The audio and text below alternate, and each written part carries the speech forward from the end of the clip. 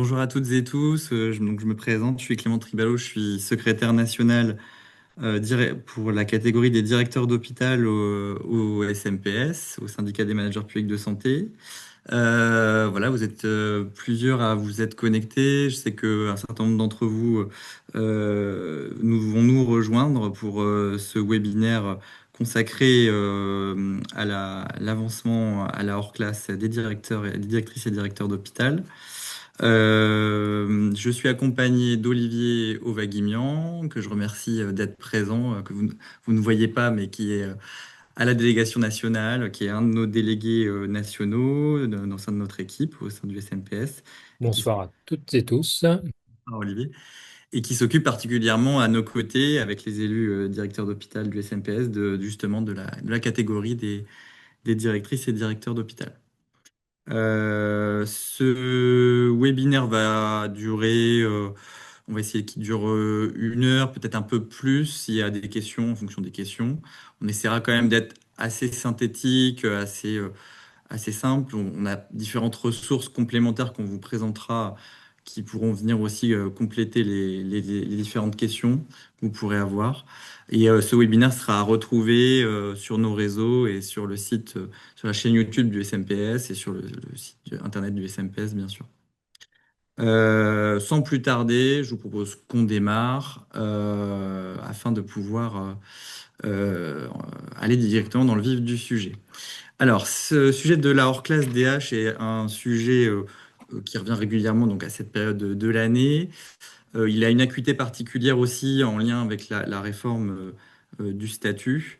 Donc, on va aborder dans un premier temps, on va revenir sur les conditions d'accès pour la hors-classe DH, qui est donc le deuxième grade du statut des directeurs d'hôpital. On reviendra également sur la procédure, puisque depuis notamment les lignes directrices de gestion de 2021, cette procédure a sensiblement évolué.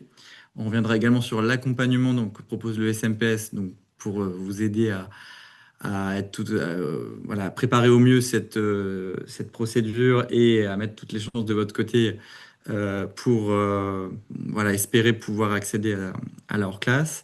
On fera un point sur le lien entre hors-classe et réforme du statut et qu'est-ce qui est prévu, enfin, finalement, avec cette réforme du statut qui est restée en stand-by l'année dernière suite à à la dissolution.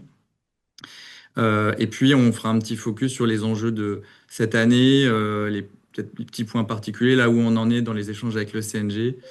À date, on a commencé à recevoir des documents la semaine dernière dont il faut qu'on vous parle. Il y en a d'autres qu'on doit encore recevoir.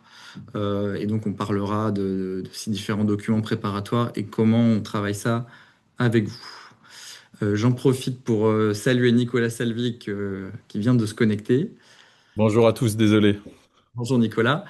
Nicolas est vice-président, directeur d'hôpital du SMPS, donc pour la catégorie DH. Et donc, ça fait quelques années avec Nicolas que nous siégeons dans cette commission et que nous préparons avec les collègues cette commission et nous accompagnons beaucoup de directrices et de directeurs. Donc on a une certaine expérience avec Nicolas et avec la délégation nationale de cette commission. Donc je vous propose de démarrer. Peut-être ce qu'on pourra faire, c'est pour éviter un trop gros lot de questions à la fin, de faire des arrêts sur les différentes étapes. Et n'hésitez pas à lever la main sur le Zoom et on prendra les questions. Donc, dans un premier temps, simplement revenir sur les conditions d'accès à leur classe. Alors, ces conditions d'accès, elles sont un peu anciennes. Elles datent du statut initial des directeurs d'hôpital, toujours actuel, hein, qui date de 2005. Ces conditions sont les suivantes. Il faut être en classe normale. Il faut avoir 4 années de service effectif dans le corps ou dans un corps ou cadre d'emploi de niveau comparable. Atteindre, alors c'est un point, souvent un point assez déclencheur, le sixième échelon de la classe normale. Et puis le troisième élément, qui est l'élément souvent le plus important, qui fait l'objet de beaucoup d'accompagnement et de discussions, c'est le sujet de la mobilité qui peut prendre plusieurs aspects.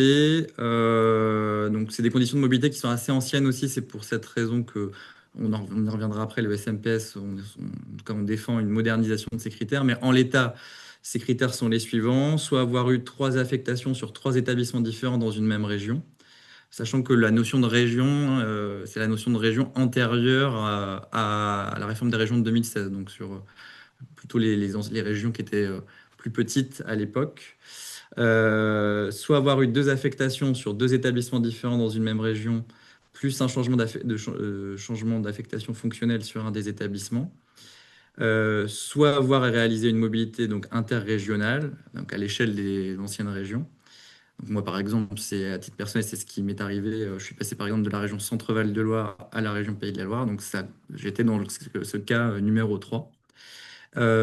Et puis soit avoir un détachement ou une mise à disposition hors du corps, sous certaines conditions. On pourrait y revenir.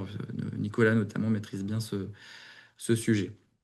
Donc voilà ces quatre possibilités, conditions de mobilité. Alors, parfois, ça génère un petit peu de confusion, notamment pour les collègues qui n'ont pas changé de région, qui ont fait des mobilités fonctionnelles, mais pas de mobilité géographique. Donc, ce que vous comprenez, c'est que quand vous êtes dans une même région, bah, c'est vraiment le nombre de mobilités fonctionnelles qui va compter. Et donc forcément, il en faut plus, et donc c'est un peu plus difficile à avoir que si on fait une mobilité interrégionale, puisque là il suffit d'une seule mobilité interrégionale pour remplir à la fois les conditions d'ancienneté et de mobilité. Est-ce que sur ce point-là, vous avez des questions? Non. Dans ce cas, je poursuis. Donc, ça, c'est les conditions du statut. C'est les conditions qui sont inscrites dans le statut, jusqu'en 2021, un directeur, une directrice d'hôpital qui remplissait ces conditions accédait automatiquement à la hors classe. Donc, ça, c'était des conditions d'avancement assez favorables qui avaient été négociées à l'époque, en particulier par le SMPS, hein, il ne faut pas l'oublier, hein, dans le statut de 2005. Parce qu'il Euh, n'y avait pas de quota. Pas de quota d'accès d'un grade à l'autre. Pas de quota d'accès. Bon, la DGOS, à l'époque, dans le souhait, c'est la DGFP aussi, dans le souhait d'alignement avec l'ancien statut des administrateurs civils, avait mis dans le paquet le fait qu'il faudra qu'il y ait un quota si on veut un alignement le plus égal possible avec les administrateurs civils. Donc nous n'y étions pas favorables, mais cette mesure nous a, entre guillemets, a été imposée un peu d'autorité, avec un décalage dans le temps quand même, parce que vous voyez, 2005-2021. Mais néanmoins, a fini par s'appliquer. Donc à partir de 2021, il y a un quota qui a été mis en place de 40% en 2021, 30% en 2022, 32% en 2023 et 2024, et en 2025, on ne sait pas encore quel sera ce quota. Donc vous voyez, j'ai mis là sur la diapo le nombre de promotions que ça représentait. Donc ce quota, il s'applique au nombre de promouvables issus des critères qu'on a décrits précédemment. Donc l'application, c'est un peu mécanique, l'application de ce quota chaque année fait que chaque année, il y a des collègues qui bah, forcément ne sont pas promus. Il y en a qui sont promus et d'autres qui ne sont pas promus. Et le fait d'avoir un quota à ce niveau-là, c'est-à-dire à peu près un tiers, fait que chaque année, il y a des collègues qui ne sont pas promus, du coup sont éligibles encore l'année suivante. Et l'année suivante se rajoutent des nouveaux éligibles pour la première année. Et on a un effet d'accumulation qu'on constate, sur lequel on va revenir, depuis 2021. Donc ça, ce qui constitue un problème, et vous le verrez, on va le voir par la suite, un effet de déformation un peu du corps, puisque le nombre de collègues en classe normale est en augmentation de facto. Je vous ai mis en dessous le quota pour les administrateurs de l'État depuis l'arrivée de la mise en place du corps des administrateurs de l'État. Alors eux, ils n'ont plus un taux, un quota, ils ont un volume global de promotion dans le texte, ce qui finalement revient à peu près au même, hein. Et qui lui est plus bas de 24%. Évidemment, le statut des administrateurs de l'État, vous le savez, hein, est sensiblement différent sur plein d'aspects du statut des directeurs d'hôpital, et donc un des enjeux dans les échanges sur le nouveau statut qui avait lieu jusqu'à l'année dernière, c'était finalement de prendre en compte, d'avoir un alignement le plus près possible de ce statut d'administrateur de l'État, mais de pouvoir prendre en compte aussi nos spécificités, nos spécificités métiers, pardon, au niveau des directeurs d'hôpital. Donc la procédure, elle est assez simple. Chaque année, le CNG fait le bilan des évaluations de l'année précédente. Donc là, on est sur les évaluations 2024. Sur la base des évaluations 2024, le CNG fait un tamis avec l'ensemble des propositions, en fait, à la fois des collègues qui réunissent les critères, plus, c'est vrai que je ne l'ai pas évoqué sur la première diapo, mais il faut être proposé par son chef d'établissement. Hein, c'est un point extrêmement important. Si vous n'êtes pas proposé par votre chef d'établissement, vous ne pouvez pas être éligible. Hein, c'est un point indispensable à comprendre. Et il faut pas que dans la relation avec votre chef d'établissement, il faut que celui-ci, en tout cas si c'est son souhait, il ne faut pas qu'il passe à côté parce que sinon vous en serez défavorisé. Mais votre chef d'établissement peut considérer que même si vous avez les critères d'éligibilité de passage à la hors classe, ne peut ne pas vous proposer. Il Tout a à la fait. légitimité et l'autorité pour pouvoir vous proposer ou ne pas vous proposer. Non, C'est c'est son vraiment choix. important. Mm. Ça, C'est son c'est, choix et il est a priori pas contestable. Et il doit argumenter, si tant est qu'il vous propose, il doit argumenter pourquoi il vous propose. il est complètement souverain en la matière. Et il peut vous proposer une année, ne pas vous proposer une autre année. Enfin, chaque année se pose la question de la proposition, en fait. Donc, une fois qu'on a cette liste de collègues promouvables et proposés par leur chef d'établissement, donc là, à la date de 2025, nous avons cette liste, on l'a eu vendredi hein, par le CNG. Dans les éléments qui nous manquent pour travailler, il manque un élément indispensable, c'est le taux de promotion. Sans le taux de promotion, on ne peut pas savoir sur quelle base on travaille et finalement combien de collègues peuvent être promus. Donc cet élément n'est pas fixé par le CNG, cet élément est fixé à un niveau interministériel et plutôt initiative des GAFP, hein. C'est plutôt un sujet en interfonction publique, bien sûr en discussion avec la DGOS, avec la sous-dire RH de la DGOS. Mais c'est un point, là c'est vrai qu'il arrive ces dernières années toujours assez tardivement. Là encore à date, nous ne l'avons pas encore. Normalement, on espère dans les jours, les semaines qui viennent l'avoir pour nous permettre, tant syndicat que CNG, de travailler. Une fois que ce taux est connu, ça nous permet de déterminer le nombre de personnes à promouvoir. Et là, le CNG fait un travail de synthèse des évaluations des agents, enfin des professionnels promouvables, particulièrement de la dernière fiche, donc la fiche qui s'appelle alors désormais B5, si je ne dis pas de bêtises, dans le nouveau format du CNG, de l'évaluation CNG.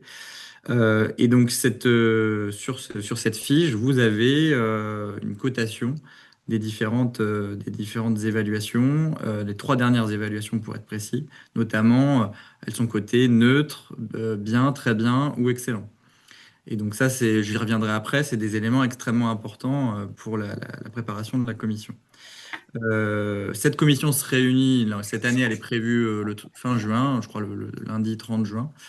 À date, peut-être que c'est possible que l'année dernière, elle avait lieu en juillet. Donc, peut-être que, je ne sais pas si cette année, ce calendrier sera tenu, mais à date, donc c'est la date qui est fixée par le CNG. Cette commission réunit à la fois les organisations syndicales représentatives des directeurs d'hôpital, donc les trois syndicats représentatifs, dont le SMPS et le CNG, et il y a une discussion sur cette base. Je reviendrai juste après sur comment tout ça, cette phase de préparatoire, s'organise. À noter, donc, ça, on est sur bien là, c'est 2025 sur la base des évals 2024. Pour ce qui concerne votre évaluation 2025, bah, la mécanique compte pour l'an prochain. Hein. Donc, vous allez être évalué par votre chef d'établissement. Et bien, cette évaluation comptera pour 2026. C'est bon pour cette étape? Vous êtes au clair avec ça? Oui, Super. Alors, sur cette fameuse phase préparatoire, donc le CNG fait cette analyse de vos évaluations. rédige une fiche de proposition pour l'accès à leur classe. Ouais, là, j'ai marqué B3, mais je crois que c'est B5 maintenant dans le nouveau format. Classé selon le contenu littéral de l'évaluation entre excellent, très bien, bon ou neutre. Les trois dernières évaluations sont également classées excellent, très bien, bon ou neutre. Et il est également indiqué le nombre de candidatures consécutives. Et ça, c'est également un point important. Si c'est votre première année de proposition, deuxième année, troisième année, là, depuis le 2021, on va être rendu à la quatre ou cinquième année, mais voire cinquième année pour certains collègues. Ils sont peu nombreux, mais il y en a quelques-uns. Deux critères sont complémentaires pour départager les candidats ex aequo, notamment qui seraient un peu classés dans les mêmes eaux, entre guillemets, par rapport à ces évaluations. Le niveau de responsabilité exercé, donc ça peut être chef d'établissement, adjoint directeur, directeur de site. Les intérims aussi sont extrêmement importants, intérim de chefferie, intérim de direction fonctionnelle, exercice territorial. L'exercice particulier aussi est pris en compte, que ce soit outre-mer, Corse, administration provisoire, contexte particulièrement difficile. On sait qu'il y a des établissements où il y a des exercices particulièrement exigeants pour plein de raisons, que ce soit sur un plan social, financier, de périmètre d'établissement, gestion de crise, etc. Donc tous ces éléments sont pris en compte pour différencier des exercices, essayer de les classer, puisqu'à la fin, il faut quand même arriver à faire un choix entre différents collègues. Et donc pour faire ce choix, ces éléments sont pris en compte. Dans un dernier temps, un critère d'ancienneté peut être utilisé. Il n'a jamais vraiment été utilisé jusque-là. Il est indiqué quand même dans la LDG. Nous, avec le côté SMPS, pour nous, c'est pas un élément fondamental, même si, bien évidemment, les collègues qui sont notamment au 10e échelon, suite à la loi de 2019, peuvent bénéficier d'un regard, d'une attention particulière.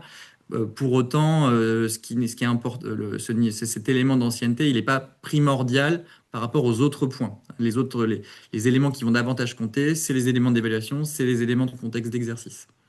À noter que en 2021, il y a eu ce critère, notamment d'ancienneté, voire d'âge, a été utilisé par le CNG, que le SMPS l'a contesté au tribunal administratif, puis devant la Cour administrative d'appel de Paris, et que la Cour administrative d'appel de Paris a donné raison au SMPS à la fin de l'année dernière, sans remettre en cause le tableau d'avancement, mais en enjoignant le CNG à ne plus utiliser ce type d'éléments notamment d'âge en fait, puisque c'est pas un élément qui permet de départager les professionnels en fonction de leur mérite, de leur valeur professionnelle. Alors, sur la commission d'examen, une fois que je vous ai dit tout ça, comment ça se passe pour préparer tout ça? Premièrement, le CNG, en tout cas jusqu'à l'année dernière, laissait les organisations syndicales remettre une liste de professionnels, une liste de personnes à promouvoir, travailler à notre niveau. Alors l'année dernière, ils ont procédé un petit peu différemment. Ils n'ont pas réalisé cette étape. Ils nous ont proposé directement une liste sur laquelle on a fait des remarques et du coup, ils nous ont reproposé une liste juste avant la séance, un peu modifiée. Bon, en fait, il y a quelques allers-retours écrits. En fait, ce qu'il faut comprendre, c'est qu'il y a des allers-retours écrits entre les organisations syndicales et le CNG dans cette phase préparatoire. Ça nous permet notamment de corriger des éléments que le CNG aurait omis ou typiquement par exemple une évaluation qui aurait été remontée tardivement ou un élément de critère de mobilité qui aurait été pas vu ou pas identifié par le CNG. Il faut reconnaître que le CNG a une écoute très bienveillante de ces situations, n'est pas figé sur les situations parce que ça ne lui a pas été remonté. Au contraire, là d'ailleurs, dans leur dernière communication de la semaine dernière, ils nous demandent plutôt si jamais on a des remarques à faire sur certains professionnels à faire valoir, de les remonter. Donc, n'hésitez pas si il y a des points de ce type-là, voilà, dont vous avez des points de vigilance où vous n'êtes pas sûr que votre chef d'établissement vous a proposé, alors qu'il vous a dit qu'il vous proposerait, ou ce type de choses, ou par rapport à votre mobilité. S'il y a des éléments de doute, nous, on a les éléments de travail là, avec le CNG. On sait ce que le CNG sait à date, et on est en capacité d'intervenir dès maintenant auprès du CNG pour dire, ah oui, un tel, attention, lui, il est bien promouvable, il a bien les critères, donc il doit être compté dans la liste des promouvables. Pour nous, c'est extrêmement important parce que la liste des promouvables, vous le comprenez, détermine la liste des promus. Parce qu'en fait, le taux s'applique au nombre de promouvables et un promouvable supplémentaire peut donner un promu supplémentaire en volume. Hein, c'est mathématique.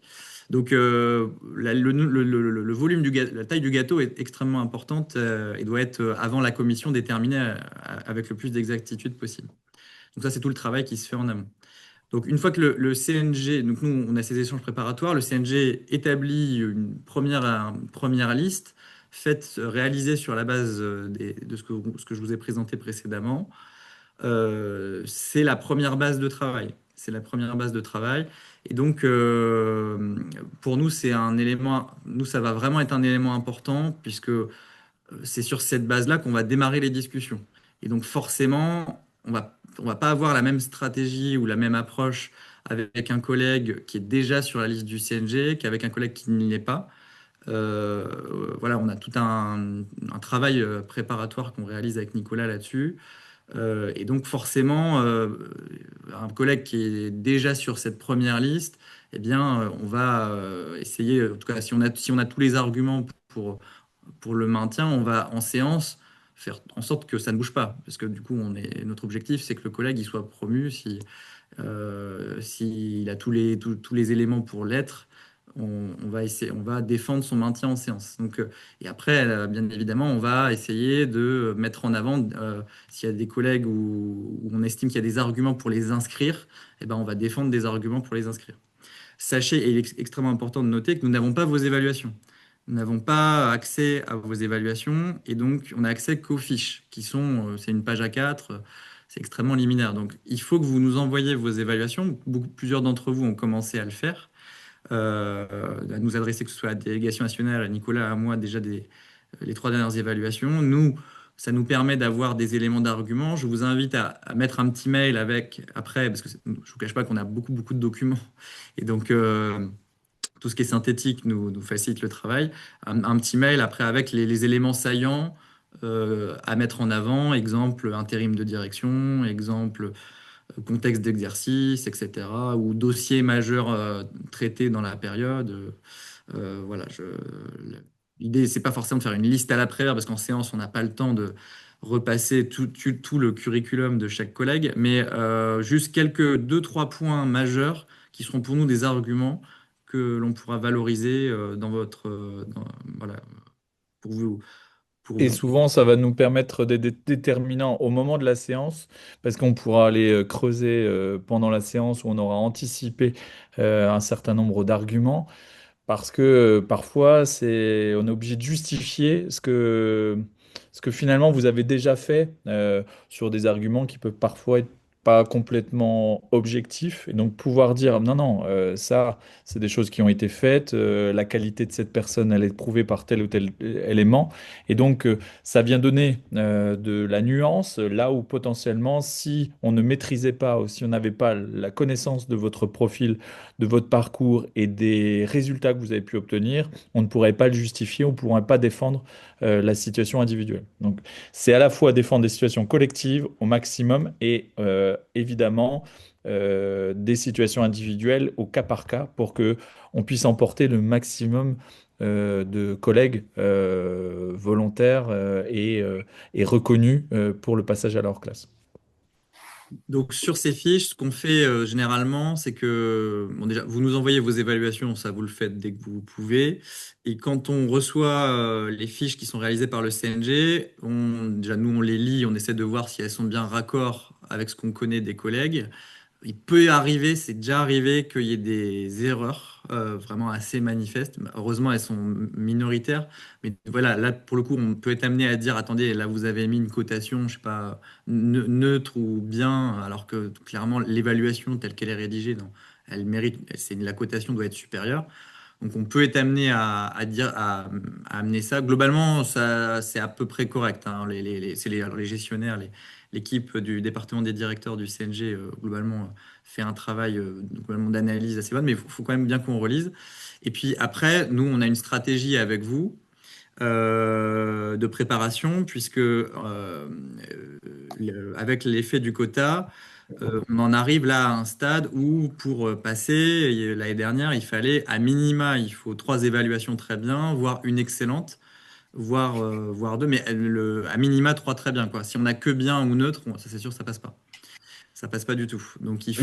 Vu le nombre de personnes, en fait, le trop peu de places d'accès et le nombre de cas excellents ou très bien fait que naturellement, bah, les autres cas ne sont a priori pas forcément réévalués ou on ne peut pas les défendre par rapport à d'autres cas qui seraient nettement au-delà. Donc, pour nous, c'est un élément un peu d'insatisfaction parce que effectivement, clairement, la différence, le cut sur la fin de la liste, ça se joue à très peu de choses, hein. C'est toujours des discussions. Je ne vous cache pas que c'est une réunion qui dure 3 4 heures sur des discussions assez âpres. Et donc, notamment la fin de séance est toujours un peu difficile. Mais voilà, c'est le jeu, c'est le jeu de cette séance. Et donc, du coup, ce travail, nous, on essaie avec l'analyse de vos fiches on est honnête avec vous, on vous dit, on défendra votre dossier, on vous dit un peu aussi entre guillemets, vos chances, hein, au regard de ce qu'on connaît, de l'ensemble des collègues, de l'ensemble des fiches, et puis de ce qui est mis dans les évaluations. Et puis on essaie de défendre l'ensemble des collègues qui nous sollicitent, et puis on essaie de vous accompagner au mieux. Mais on est honnête avec vous. En tout cas, nous, au niveau du SNPS, on ne sera pas une organisation syndicale qui vous dira oui, je vais défendre ton dossier, tu vas passer, je m'en occupe et ce sera sûr. Non, si on est honnête avec les collègues, vous Ouais. voyez bien les chiffres, on ne peut pas avoir une garantie de résultat certaine. Ce serait mentir que de faire croire ça. Comme nous, on ne fait pas croire ça. Par contre, l'engagement qu'on prend, c'est de défendre votre dossier, de vous dire vos chances, et puis de vous faire un retour à la fin, de vous dire ce qu'on a fait, de vous faire un retour après la séance, vous dire si c'est passé ou pas, de vous dire un peu les éléments de votre dossier qui ont été évoqués ou pas évoqués. Parfois, il y a des collègues, leur dossier est même pas évoqué, ils sont sur la liste du CNG, il y a une unanimité finalement d'emblée, et on n'en discute même pas. Et puis il y a d'autres collègues où ça discute plus. Voilà. Donc ça, nous, l'engagement qu'on prend, c'est de vous faire tout cet accompagnement et de vous en faire un retour pour que vous ayez le début, du début jusqu'à la fin, l'accompagnement. Il y a peut-être quelques questions. Clément, là, j'ai vu sur le Ouais. trend.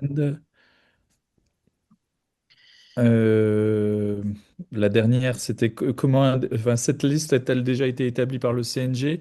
En fait, le CNG va faire sur la base des éléments à notre. Ils nous ont transmis un tableau. Nous, on va transmettre un tableau sur la base des classements que nous, on est susceptible de pouvoir réaliser.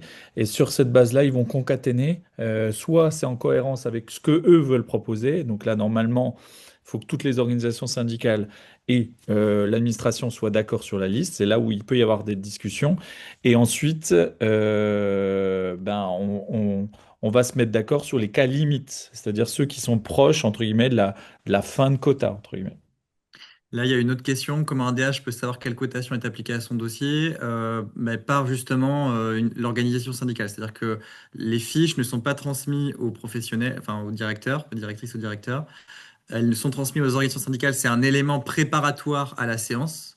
Et donc nous, en tout cas, c'est comme ça qu'on travaille. En transparence avec vous, on vous dit ce qui est inscrit. Euh, on ne sera pas une organisation syndicale qui va pas dire les choses. On est honnête avec vous. On vous dit ce qui est inscrit. Et puis à partir de là, on travaille en se disant, bon voilà, vous avez en gros tant de chances de pouvoir à peu près être promu. Il faut peut-être pas faire jouer sur tel argument en séance pour valoriser votre dossier. Et donc ça, en tout cas nous, c'est l'engagement qu'on prend. Donc l'information de la cotation, vous l'avez par nous. Si vous nous la, si vous, enfin nous, si vous faites le choix d'être accompagné par le CPS, on vous la donnera.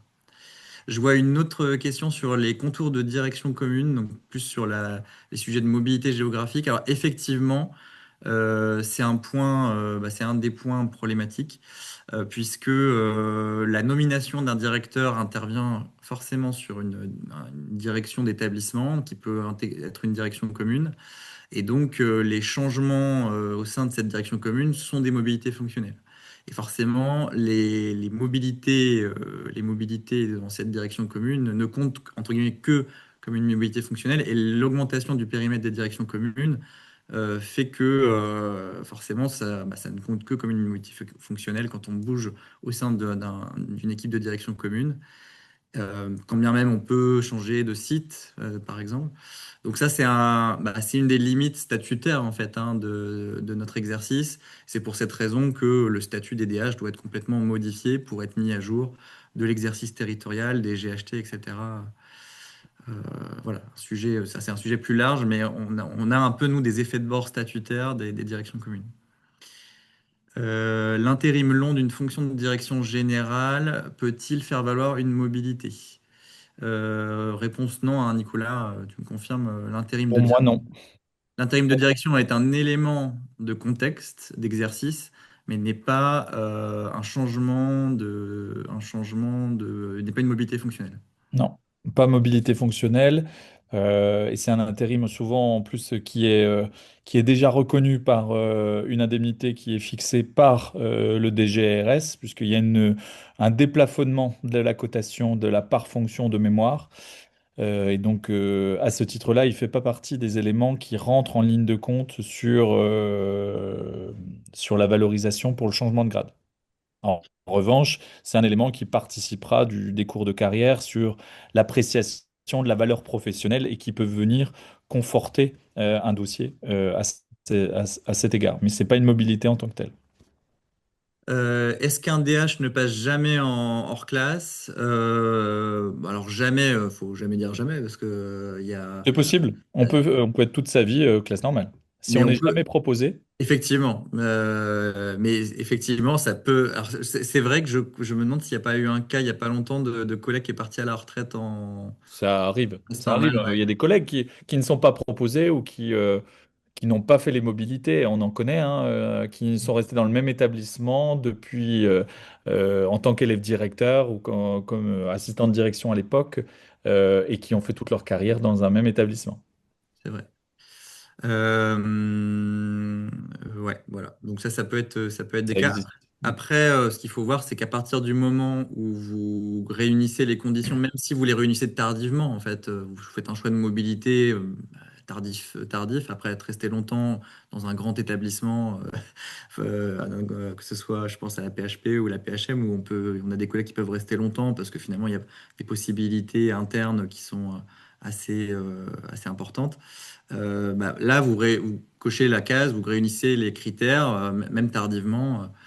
On peut même avoir des collègues là j'ai une situation en tête, parce que j'ai vu son nom dans la liste, d'un collègue alors, qui a fait toute une carrière dans plein de métiers hospitaliers, qui est devenu directeur d'hôpital adjoint et qui finalement là, il réunit sa première mobilité à l'occasion d'un changement pour devenir chef d'établissement. Donc il devient chef d'établissement et de facto, en même temps, il devient éligible à la hors classe. C'est sa première mobilité géographique en tant que DH et elle se trouve que c'est une mobilité de chef. Donc, voilà. Il y a plus de limitation pour la candidature aux chefferies. Auparavant, vous étiez obligé d'être hors classe pour pouvoir y candidater. Désormais, vous pouvez candidater même en tant que Normal. classe normale. Ouais. Il y a des collègues d'ailleurs sur emploi fonctionnel qui parfois sont dans les promouvables, qui sont des DGA par exemple. Euh, il y en a quelques-uns chaque année. Donc une fois Pour qu'on... vous expliquer ça, c'est peut-être juste important parce que Vas-y. ça veut dire qu'on est détaché sur emploi fonctionnel, donc c'est-à-dire qu'on a deux carrières qui s'établissent de façon parallèle.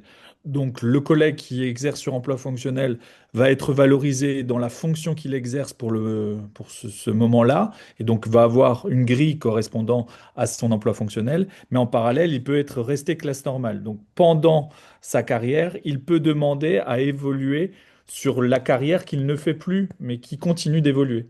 Et donc l'intérêt de ça, c'est que quand il perd son emploi fonctionnel, dans l'hypothèse où il n'est plus DGA dans quelques années, il reviendra dans son grade, mais qui ne sera plus le grade initial, et donc il aura permis de pouvoir évoluer. D'où l'intérêt qu'il quand même soit proposé et qu'il continue d'évoluer. Même si ça n'a pas d'effet sur le moment, ça aura un effet sur le long terme. Voilà. Donc c'est le principe du détachement. Deux carrières en parallèle. Tout à fait. Merci Nicolas. Alors du coup, une fois qu'on s'est dit tout ça, quelle stratégie adopter? Premièrement, toujours candidater. Alors forcément, c'est pas vous qui initiez cette candidature, puisque c'est votre chef d'établissement qui vous propose. Mais on a mis cette remarque parce qu'on a pu constater sur certaines années, c'est des cas à la marge, mais de collègues qui pour plein de raisons, s'autocensurent ou disent à leur chef, non, mais je souhaite pas qu'on me propose. Ou alors il y a des gens qui croient que, comme il y a plusieurs collègues promouvables dans la même équipe de direction, ils disent à leur chef, non, mais je préfère que ce soit mon collègue que moi. Alors qu'en fait, il n'y a pas de sujet équipe de direction. Enfin, le sujet ne s'analyse pas à l'échelle d'un établissement, c'est un sujet national. Donc l'analyse se fait à une échelle nationale, elle se fait pas à l'échelle de l'établissement. Donc, à partir du moment où votre chef vous propose, enfin, vous dit, bah, je vais te proposer, votre intérêt en tant que professionnel et pour votre évolution, c'est vraiment qu'il vous propose. C'est pas quelque chose, il vaut mieux ne pas le refuser.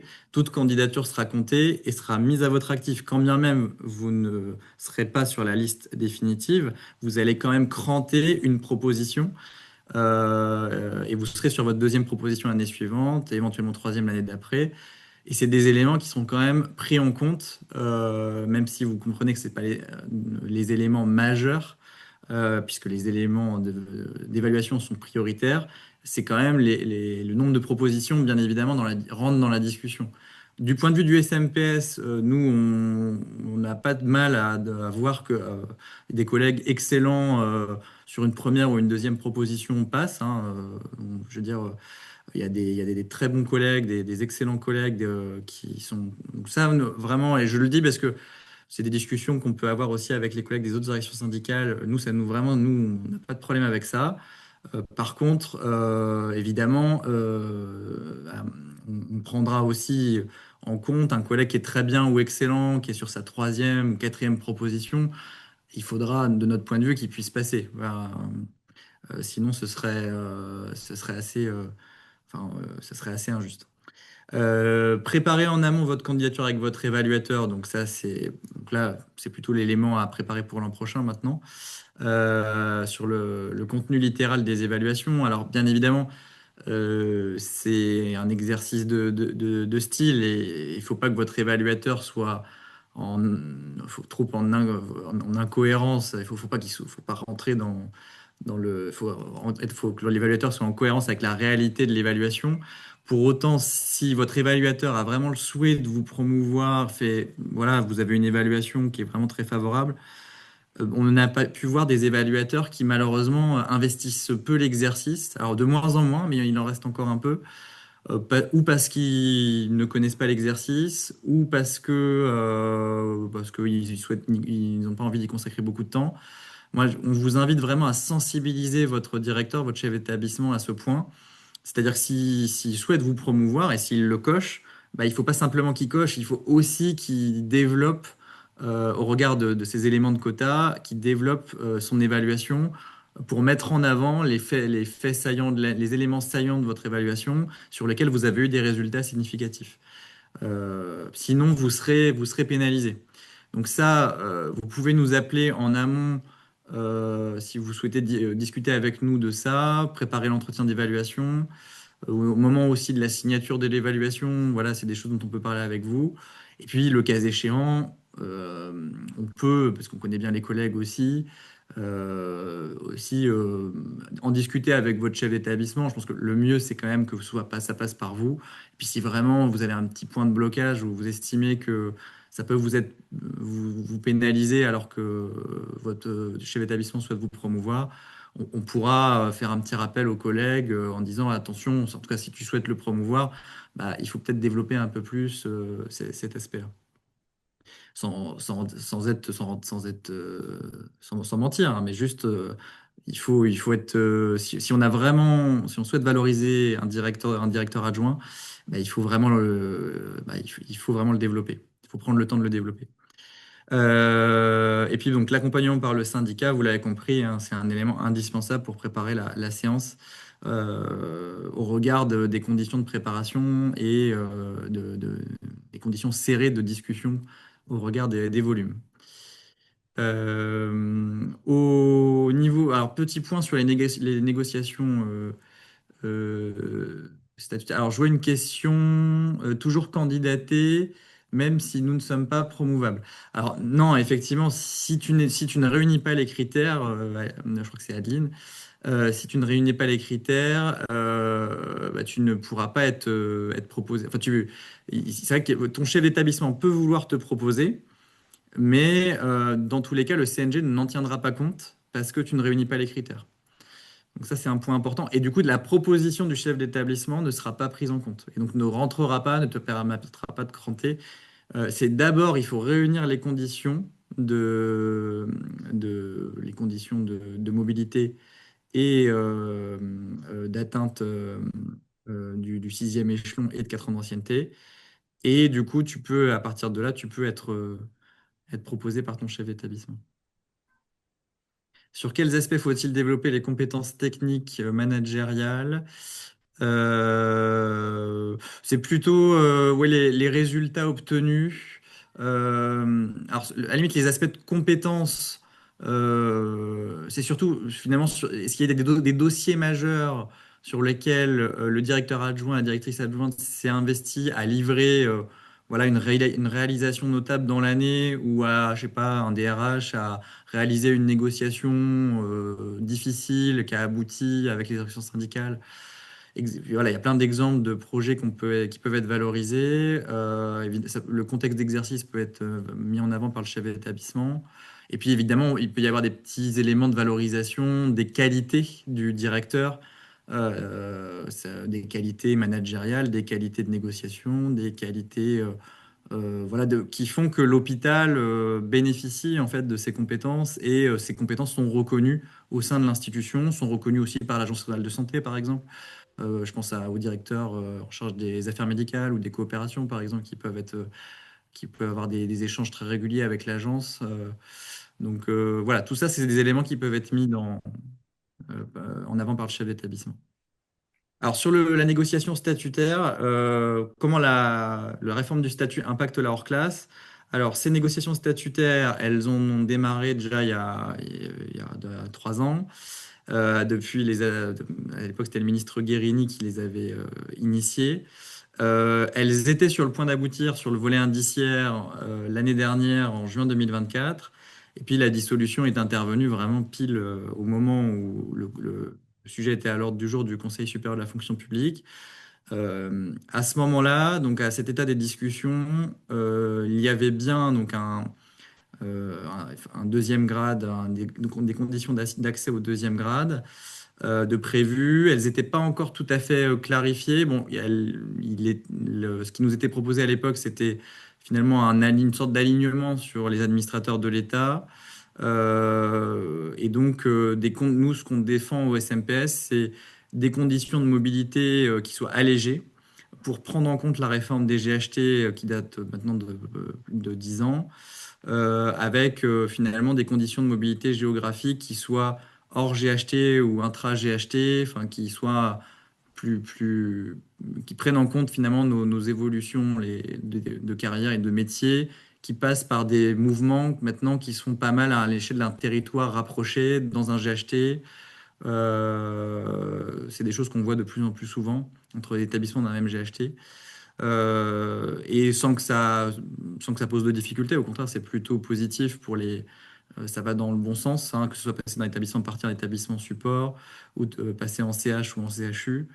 Donc ça, c'est des points sur lesquels nous, on souhaite vraiment un allègement parce qu'on est le seul corps de la fonction publique, de la haute fonction publique à avoir un niveau de critères si restreint entre des conditions de mobilité assez exigeantes qui font qu'on doit déplacer nos familles, nos proches avec nous lorsqu'on on doit faire réaliser des mobilités à l'échelle d'une région, plus le quota, plus les mobilités fonctionnelles éventuellement. Donc les administrateurs de l'État n'ont pas des conditions aussi restrictives. Donc, c'est pour ça qu'on demande cet allègement. Et puis on demande également la possibilité de supprimer le quota. Je ne vous cache pas que bon, ça c'est une vieille revendication depuis que le quota a été imposé en 2021. Je ne vous cache pas que ça risque d'être quand même compliqué puisque si on est tout à fait aligné avec les AE, il y aura forcément une forme de quota. Mais que ce taux de promotion puisse prendre en compte nos suggestions et donc soit à un niveau suffisant. Donc là, pas plus élevé que celui des AE qui est autour de un peu plus de 20% et si possible plus élevé qu'aujourd'hui où il est autour de 30%. À noter un petit point de détail, mais que dans les discussions l'année dernière, il était proposé de rehausser le niveau d'ancienneté minimale à 6 ans au lieu de 4. Voilà, dans le statut. Donc, c'est un petit point un petit peu plus, légèrement plus défavorable sur les conditions à atteindre. Après, si nous, si on arrive à faire bouger dans ces sujets de mobilité, voilà, ça serait aussi un point positif. Donc, on reste toujours donc en stand-by sur ce sujet. Ce sujet de la mobilité, enfin de l'accès à leur classe, donc il s'inscrit dans le sujet plus général du nouveau statut des DH. Euh, Ce nouveau statut des DDH, donc il était en stand-by avec tous les changements de gouvernement jusqu'à ce début d'année, avec l'installation du gouvernement Bayrou et du ministre de la fonction publique et du ministre de la Santé. Nous avons pu prendre une attache plus pérenne avec les cabinets ces dernières semaines. Notre président Jérôme Gomine a eu une rencontre avec le cabinet du ministre de la fonction publique. Voilà, donc vous avez vu notre communication assez encourageante avec une écoute assez forte du SMPS. Donc un des enjeux des prochaines semaines, ce que nous avons demandé, hein, c'est la reprise des négociations statutaires, sachant qu'il y avait un engagement de l'État au plus haut niveau, hein, jusqu'à Matignon et l'Élysée, de faire aboutir cette réforme du statut des directeurs d'hôpital en alignement avec les AE. Nous demandons simplement à ce que cette promesse soit tenue, que ces engagements soient tenus au niveau, plus haut niveau de l'État. Donc là, nous attendons une reprise hein, de ces discussions. Voilà. Il y a eu encore de nouveaux échanges à l'occasion de Santexpo, puisque les ministres sont venus. Voilà. On attend, voilà, on ne peut pas en dire plus à ce stade parce qu'il faudrait pas, faut rester prudent. Mais en tout cas, on a fait valoir le fait qu'il fallait que ces discussions reprennent rapidement, en particulier sur l'indiciaire qui était bouclé, et puis qu'on finalise, qu'on avance sur la négociation sur l'indemnitaire. Dans un contexte, vous le savez, je ne vais pas vous faire de dessin, mais compliqué sur les finances publiques et sur lesquelles un de nos arguments aussi, c'est de dire que, au regard des exigences économiques qui vont peser sur les établissements, l'État aura besoin des directeurs et des directrices pour mener aussi des objectifs exigeants en la matière. Et donc, voilà, l'État aura besoin de nous, donc il faut aussi qu'il envoie des signaux favorables à nos corps. Voilà, voilà. Donc là, je vous ai mis un tableau avec l'état des effectifs du corps, ce que je vous disais, une augmentation sensible hein, des collègues en classe normale, hein, qui représente bientôt, on s'approche de 30% du corps hein, qui est en classe normale, alors qu'il y a quelques années, c'était 20%. Cette année, on identifie à peu près 180 collègues qui devraient être promouvables, dont entre 15 et 20 au 10e échelon. En fait, on a reçu les tableaux vendredi, donc on n'a pas encore eu le temps de faire l'ensemble de l'analyse des documents. Mais globalement, voilà, ouais, ça augmente sensiblement. Alors, ce que j'ai regardé depuis que j'ai fait le diaporama, c'est qu'il y a, dans ces 180, il y en a quand même un certain nombre qui ne sont pas proposés par le chef d'établissement. Donc, ça, il y a, je pense le vrai nombre est entre 130 et 150. Mais ça reste quand même un niveau élevé. Et donc, surtout si on a un taux qui est du même niveau que l'année dernière. Donc, on a aussi fait valoir dans nos discussions qu'il fallait en l'attente du nouveau statut, que le taux soit rehaussé. Donc maintenant, on attend le retour. Donc on vous accompagne individuellement sur tout ce qu'on vous a présenté, que ce soit dans une préparation individuelle, au téléphone, avec un suivi personnel de vos dossiers, de vos dossiers de candidature, de la défense du dossier pendant la commission et avec un retour à l'issue personnalisé. En 2023 et 2024, plus de 50% des promus étaient accompagnés par le SMPS. Je pense que ça montre qu'on fait un travail efficace, pragmatique. Voilà, je ne vous cache pas qu'avec Nicolas, notre stratégie, c'est on essaie voilà, de miser au maximum sur tous les atouts des collègues, de ne pas passer du temps sur des discussions à n'en plus finir Parce qu'en fait, vous comprenez bien qu'une séance d'une commission comme celle-là, il faut être efficace. Parce qu'à la fin, si c'est discuté pendant 1 heure d'un collègue, c'est pas très efficace. Donc voilà, on est rompu à l'exercice avec Nicolas. Donc vous invite à nous adresser vos éléments. Je vous invite bien sûr à adhérer au SMPS aussi au passage, parce que c'est aussi la récompense de notre, c'est aussi le prix de notre travail, voilà, pour travailler pour vous. Et puis au passage, vous aurez plein d'autres services que celui-là en adhérant au SMPS. Et puis il y a tout un guide encore plus complet que ce webinaire qui est disponible, qui a été réalisé il y a 1 an, de vous pouvez bénéficier, qui est gratuit sur le site du SMPS, accessible via le QR code suivant. Donc voilà, vous avez toutes les cartes en main pour être bien accompagné. Bah, il ne vous reste plus qu'à nous contacter. Top. Est-ce il y a encore des questions, des choses qui resteraient encore en suspens pour vous? Donc là, j'ai pas mal de collègues qui nous contactent, qui nous appellent. Donc j'essaie de programmer des rendez-vous téléphoniques. Alors je vous cache pas qu'une des particularités du SNPS, c'est que nous faisons nos métiers en même temps que nous faisons notre job d'élu. Et donc là, j'ai pas mal de sollicitations. Donc il est possible que je passe la main en particulier à la délégation nationale sur certains accompagnements ou à Nicolas pour les Ouais. collègues que Nicolas connaît. On va se répartir la tâche parce que, mine de rien, 150 collègues, ça fait beaucoup, beaucoup de monde à accompagner. Mais sachez que voilà, on prend le temps individuellement de vous accompagner. Et Et mieux on vous connaît, plus voilà, c'est facile pour nous pour vous aider, hein. ouais, c'est ça. Donc, d'où le temps qu'on prend au téléphone avec vous, à Sant'Expo, là, vous êtes plusieurs à être venus sur le stand, nous déposer des choses, à nous écrire. Donc voilà, vous avez nos mails qui sont sur le site du SMPS et puis de toute façon l'adresse contact et la délégation nationale après nous fait suivre vos sollicitations. Mais écoutez, s'il n'y a pas d'autres questions, voilà, a priori on a été clair, là je vois les différents messages. Ce webinaire sera retrouvé donc sur notre site, notre chaîne YouTube et nos réseaux. Et vous pouvez, n'hésitez pas à le diffuser aux collègues que vous connaissez qui n'auraient pas été là ce soir. Bah, merci à tous en tout cas et à très vite. À À très bientôt. vite. Au revoir. Merci, bonne soirée. Merci beaucoup. À bientôt. Merci, au revoir. Bonne soirée. Au revoir, merci. Au Merci, revoir. au revoir.